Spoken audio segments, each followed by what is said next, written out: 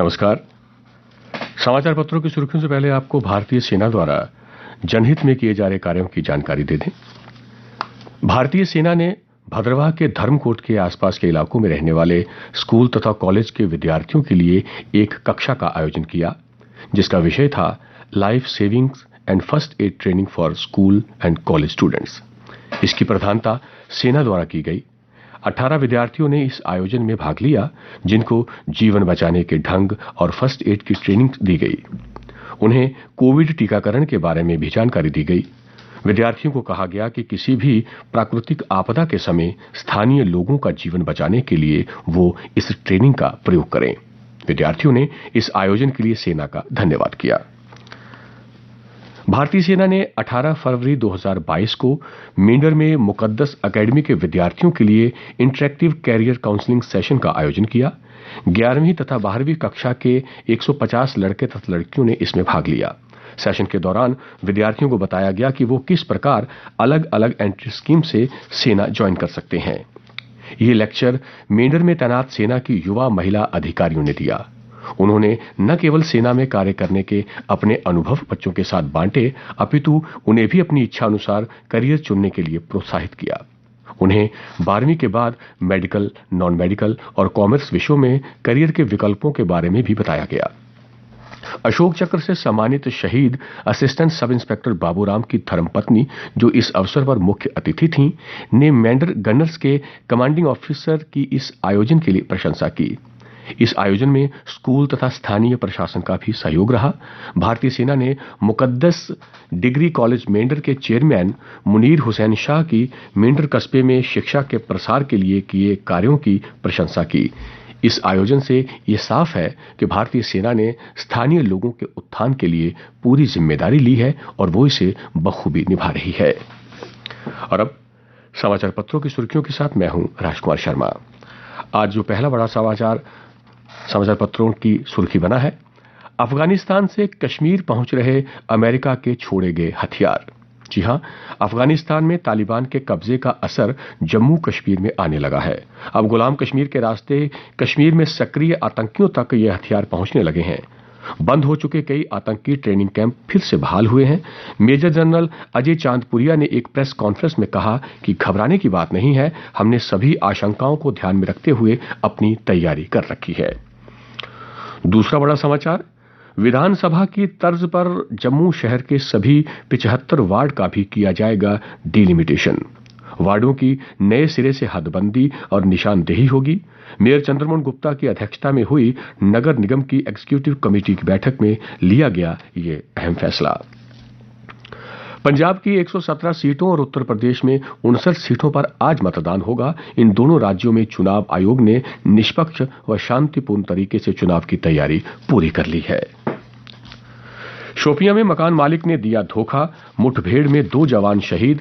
घर में आतंकी नहीं कहकर जवानों को सीधा फायरिंग रेंज में ले गया मालिक मकान। जवाबी कार्रवाई में लश्कर का एक आतंकी ढेर, हथियार बरामद किए गए। आतंकी का शरणदाता मालिक मकान गिरफ्तार किया गया, पूछताछ जारी है। आतंकी गतिविधियों की जांच के मामले में नेशनल इन्वेस्टिगेशन एजेंसी ने कुपवाड़ा और राजौरी सहित 8 जगह छापे मारे। बड़ी संख्या में mobile phone, SIM card, laptop और पैसे के लेन देन के दस्तावेज बरामद किए गए हैं। अब कॉलेजों में अंडर ग्रेजुएट के दाखिले नई राष्ट्रीय शिक्षा नीति के तहत होंगे। 4 साल की होगी डिग्री। स्टडी कोर्स में भी व्यापक बदलाव किया गया है। जम्मू के विंटर जोन और कश्मीर के कॉलेजों में एडमिशन नई नीति से ही होगा। जम्मू कश्मीर के उपराज्यपाल मनोज सिन्हा आज आवाम की आवाज कार्यक्रम में सुबह 11 बजे प्रदेशवासियों से अपने विचार साझा करेंगे। इस संबोधन को आप हमारे आकाशवाणी केंद्र से सुन सकते हैं।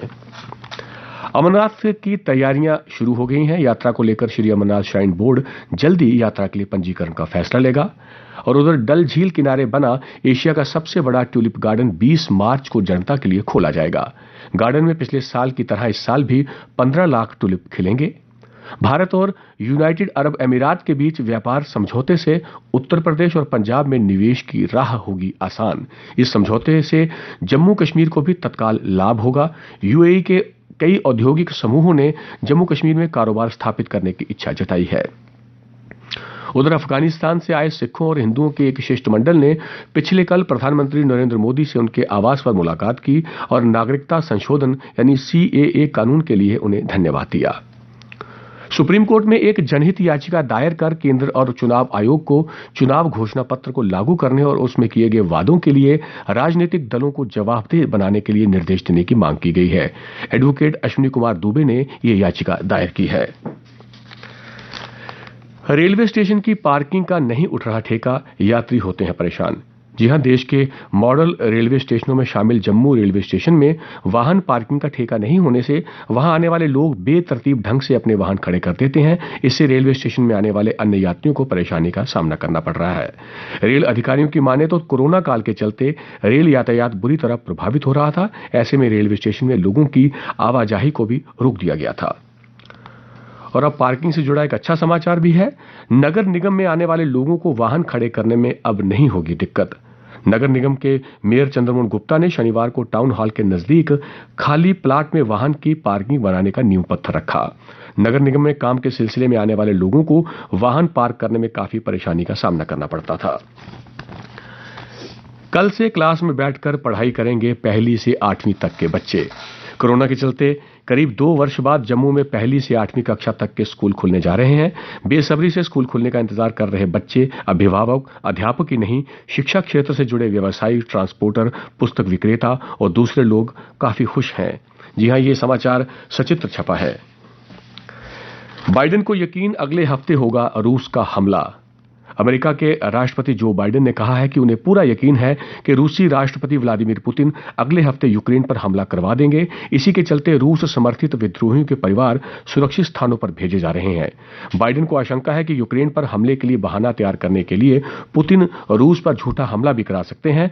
प्रतिक्रिया में रूस ने एक बार फिर यूक्रेन पर हमले की योजना से इनकार किया है। और मोदी ने 100 किसान ड्रोन को दिखाई हरी झंडी। प्रधानमंत्री मोदी ने देश के विभिन्न हिस्सों में कीटनाशकों तथा अन्य कृषि सामग्री का छिड़काव करने के लिए 100 किसान ड्रोन को हरी झंडी दिखाई। उन्होंने विश्वास जताया कि ड्रोन शिक्षा में भारत की बढ़ती क्षमता दुनिया को एक नया नेतृत्व देगी। और अब अन्य समाचारों के साथ रजनी दुबे। धन्यवाद राजकुमार। जम्मू शहर में स्ट्रीट वेंडर्स के लिए निर्धारित होगा स्थान। एग्जीक्यूटिव कमेटी की बैठक में मेयर ने जमीन तलाशने के दिए निर्देश। सुपर बाजार जम्मू के जनरल मैनेजर के तबादले के बाद 4000 परिवारों को नहीं मिल रही रसोई गैस। सुपर बाजार के कामकाज से उपभोक्ता 1 महीने से परेशान हैं। रेवेन्यू डिपार्टमेंट की रूरल एरियाज के जमीन मालिकों को 3 भाषाओं पर आधारित जमीन पासबुक जारी करने की कवायद जम्मू जिले की सभी 21 तहसीलों में काम शुरू हो गया है। शहर में सड़क किनारे वाहन खड़े करने से राहगीर, दुकानदार परेशान। बस स्टैंड और सिटी चौक में पार्किंग सुविधा होने के बावजूद लोग नहीं कर रहे नियमों का पालन। ट्रैफिक जाम की समस्या एक आम सी बात है। और अब खेल समाचार।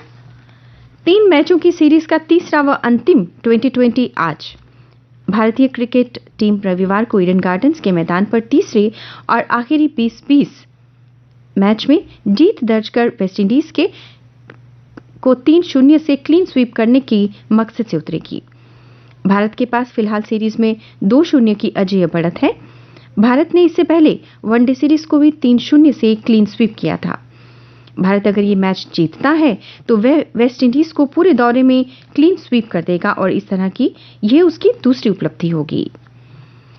आखिरी T20 नहीं खेलेंगे कोहली और पंत। पूर्व कप्तान विराट कोहली और मौजूदा उपकप्तान एवं विकेटकीपर ऋषभ पंत वेस्टइंडीज के खिलाफ मौजूदा T20 सीरीज का तीसरा और आखिरी मैच नहीं खेलेंगे।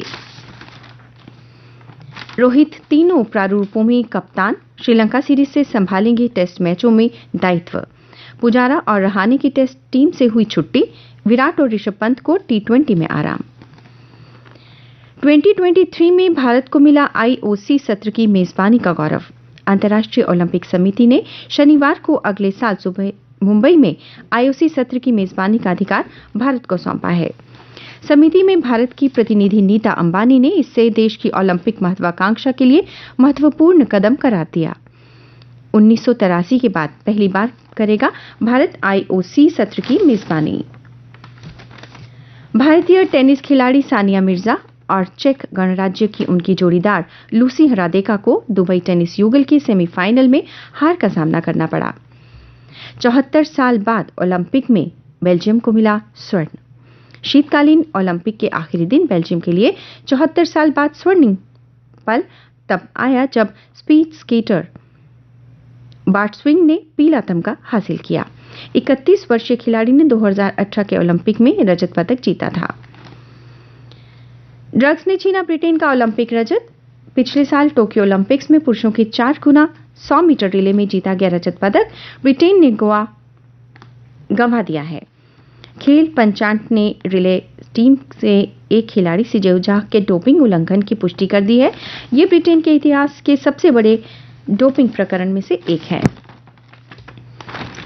और अब मौसम। आज मौसम के आमतौर पर खुश्क रहने की संभावना है। तापमान कल का अधिकतम तापमान 23 डिग्री सेल्सियस और न्यूनतम 8.4 डिग्री सेल्सियस। आज सूर्यास्त 6:21 पर होगा और कल सूर्योदय 7:09 पर होगा।